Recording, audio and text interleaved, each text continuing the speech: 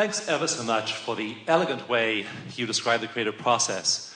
And hearing you and sensing how you can go to that space of being one with the vortex and intending and creating and dreaming and imagining that space is a wonderful process.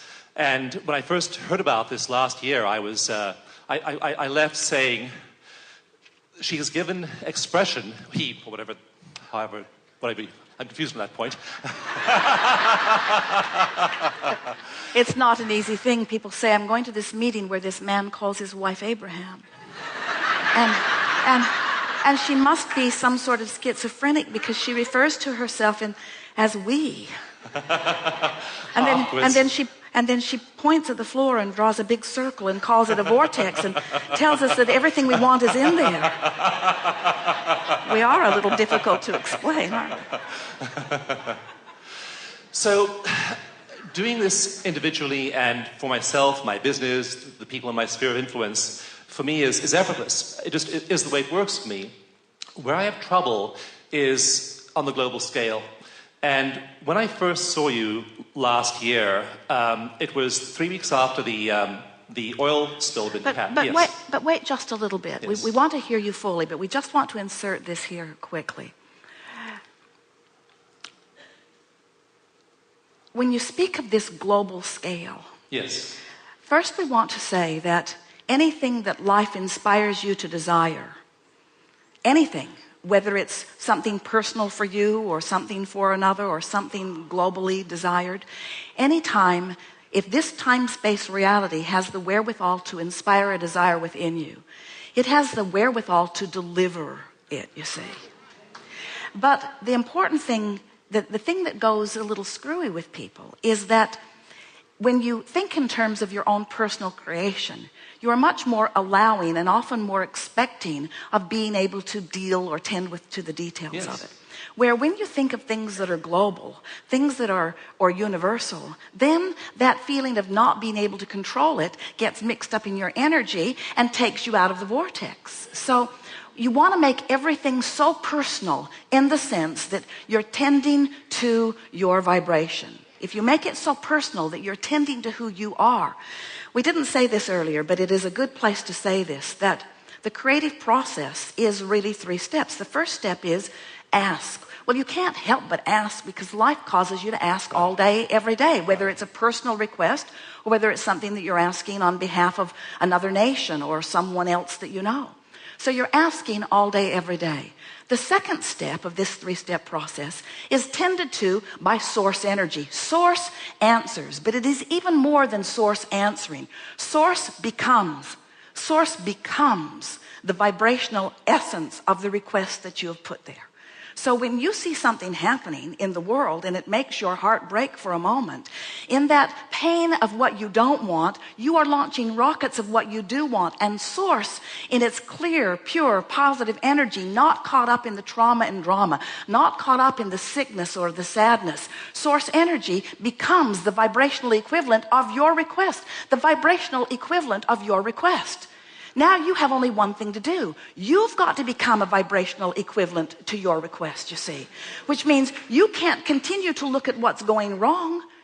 As Jesus saw you sitting before him, dripping your illness, he did not allow himself to see your illness. He knew your wellness. He knew your wellness so completely that your illness could not even abide in his vibration. In other words, he dominated the vibration of well-being by his practiced awareness of looking for it, you see.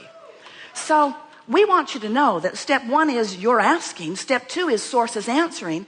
But you as an individual, not you as collective consciousness, you don't have to round the whole world up and bring them here and teach them what you know.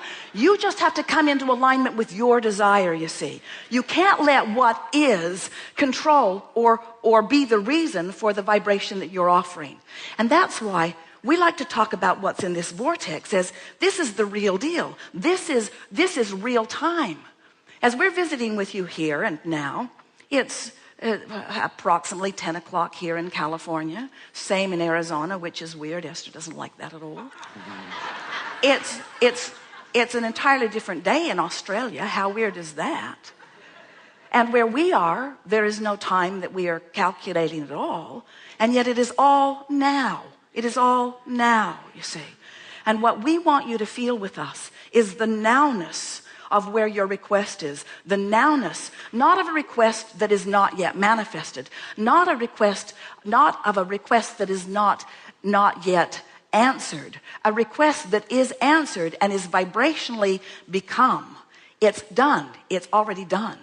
You just have to find a way to become a vibrational match to the doneness of it. Yes. And you cannot be a vibrational match to the future of it and the present of it at the same time. In other words, you have to find a way to emotionally connect to what's in that vortex, because we know what you're saying. The manifestation is lagging along. In other words, there has to be quite a bit of vibrational cooperation before the manifestation occurs. But if everyone's waiting for the manifestation so that they can have a good feeling response to the manifestation, then there is no leading edge creation. Then there is no well-being that is moving forward. And you have the ability to do it right here and now. You don't have to wait for one other person on the planet to get it or do it, you see. Well, during the oil spill, and once the well was capped, in the vortex meditation every morning, I kept seeing this newspaper headline in front of my eyes that said that the oil is dissipating far more rapidly than even the most optimistic projections of scientists. I saw that. And yet all the news was full of how it was gushing. It was going to take decades to ruin the environment. But I saw that so clearly. I sat there day after day for hours seeing that newspaper. And then about 3 weeks later, I opened the paper, and there it was. Well, we would like you to begin to feel, and of course all of that is good work, and you were faced, as were so many people, with a situation that you were focused upon, because it was pretty easy to see the evidence of it as it was distributed around your planet so profusely, so loudly, so constantly. So it was something that you became aware of, and out of that awareness you launched rockets of what you were preferring, and then you were doing a good job of lining up with all of that. But what we really want to say, and it's what we were doing as we were ridiculously bashing our very own, is that the sooner you can leave the what is out of your vibrational equation, the sooner you move on to what you really want, you see. And so that's what we meant by efforting, by sitting and studying, by taking something like an oil spill or a tsunami or an earthquake or anything that is bothering you, by taking it and trying to move it into a more positive place. You're really going about it the hard way, because step one already happened during the contrast, and step two already happened in the moment that you sent forth your rocket of desire. Now you want to do anything and everything that you can to allow yourself to be a vibrational match to what you are looking for. You see, the problem and the solution are very different vibrational frequencies. Yes. The question and the answer are very different vibrational frequencies. So if you're really probing at a problem or probing at a question, you're holding yourself in vibrational alignment apart from the very solution that you have asked for, that is already rounded up for you, because the vortex is in the process of gathering all cooperative components. So what happens is, as you chill, as you distract yourself, as you think about things where it's easy for you to feel good, as you step into the most general place that you can of well-being, what begins to happen is you're drawn into the vortex where you have the insight, you are then able to interpret from inside the vortex. And we are certain that you were doing some of that. In other words, in your process of looking for the positive aspects and looking for the positive outcome, you managed to de-emphasize enough resistance that you were able to move into the vicinity or into the vortex where you had the knowledge of the solution. That's what you were describing to us. You had the knowledge of the solution. We just want you all to let the knowledge of the solution come more easily to you by not beating the problem to death. If you could let go of the problem sooner, because really you've done the work. In the moment that you saw it, your rocket went into the vortex. In the moment that you saw it, source energy, this is the energy that creates worlds. Source energy is on it. And the cooperative components are being assembled, you see. And as you relax and allow yourself to no longer focus upon the problem.